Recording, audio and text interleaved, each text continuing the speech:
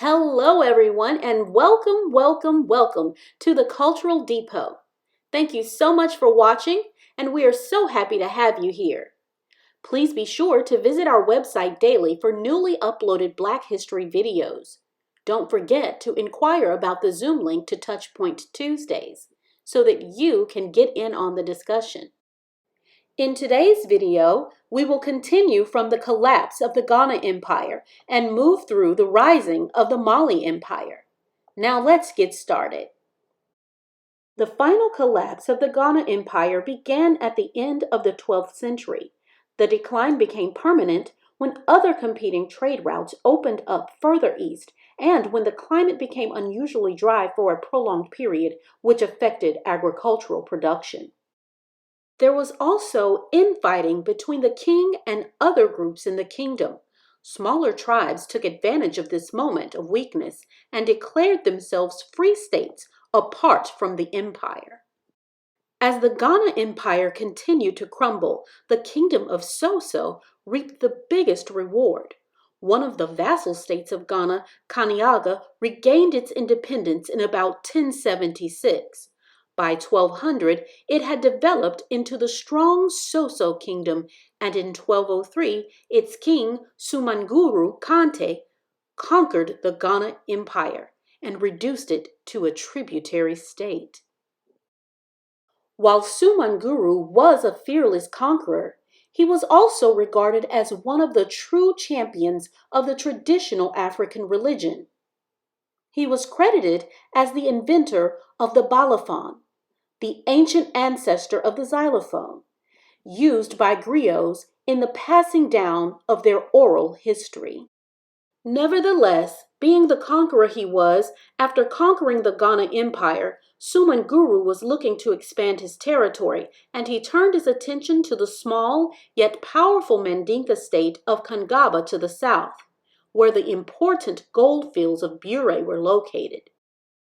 In 1224, Sumanguru Kante went on to conquer Kangaba and absorbed it into his kingdom. To ensure that none of the former king's heirs avenged the throne, he had 11 of the former ruler's sons slain. He left one son to live out of pity as the young boy could not walk. That young boy would become known as Sundiata Keita. As Sundiata grew older, he regained the use of his legs and trained to become a fearless warrior. His success as a soldier got him exiled from the state amidst growing concerns of dissent within the kingdom. The political conditions of the time played well into Sundiata's hands. Sumanguru Kante had shown himself to be an overbearing king who imposed heavy taxation on the Mandingo people. The people were so oppressed that they were looking for a savior. Sundiata decided to exploit the situation. He raised up an army, and in 1234 he took back his father's throne at Miani. Seeing that victory, the king of Bobo, located in modern-day Burkina Faso, added a group of 1,500 archers to Sundiata's army, and they then marched against Sumanguru Kante at the famous Battle of Karini in 1235. Sumanguru was defeated and killed. Sundiata Keita would go on to take control of the capital of the Ghana Empire, Kuumbisale, that had been taken by Sumanguru Kante in 1203.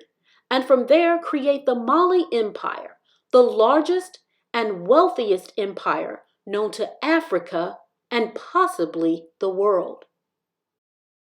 The translation of Sundiata Keita is Lion King, as the lion was the symbol of the Keita clan. He would go on to conquer neighboring kingdoms, establish stable government from his capital Niani, and secure his people, the Mandinka or Mandingo people, a fabled place in history. The historian P. Curtis compared the legend of Sundiata Keita's rule in the West to that of Charlemagne's in Europe. Sundiata established a code of government which covered rules for both political and social behavior in the Mali Empire. He was officially proclaimed the supreme monarch, where he acquired a large number of titles, including Mansa, Famansa, Simbon Salaba, and Mari Diata. It was also declared that all future Mali kings would be selected from Sundiata's descendants. To establish greater unity across the kingdom, he grouped clans according to professions: blacksmiths, shoemakers, weavers, and deemed their trade hereditary, giving every group pride in themselves and respect among other people. Sundiata made the new capital Niani. It was protected by mountains and located near two sources for trade routes, the forest and a river. The government at Niani consisted of loyal tribal leaders and Arab traders useful for their outside commercial and political contacts. As it was with the Ghana Empire as well as the Nubian Empire, possessing control of the trade routes as well as the natural resources, in this case, gold, copper, iron, and ivory, enabled the Mali Empire to accumulate the largest sum of wealth ever seen. While the Arab traders converted many to Islam, Sundiata was recorded as rejecting the outsider's faith. It would fall to his son Mansa Uli to bring the entire kingdom into Islam. Sundiata Keita died in 1255 CE, possibly by drowning in a great river or by the spear of a poison-tipped arrow, depending on the griot that tells the tale. He was buried in a secret tomb according to the Mandingo tradition. His legacy was the establishment of a stable empire that a long line of his descendants would rule for centuries, including his famous grandnephew, Mansa Musa, who oversaw the largest territorial expansion in West Africa, spread the religion and architecture of Islam, and famously spent tons of gold on a well-documented visit to Cairo in 1324 CE.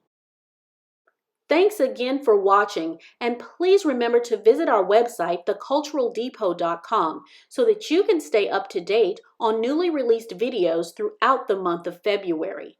Don't forget about Touchpoint Tuesdays every Tuesday in the month of February at 6 p.m. Central Time. Hope to see you there.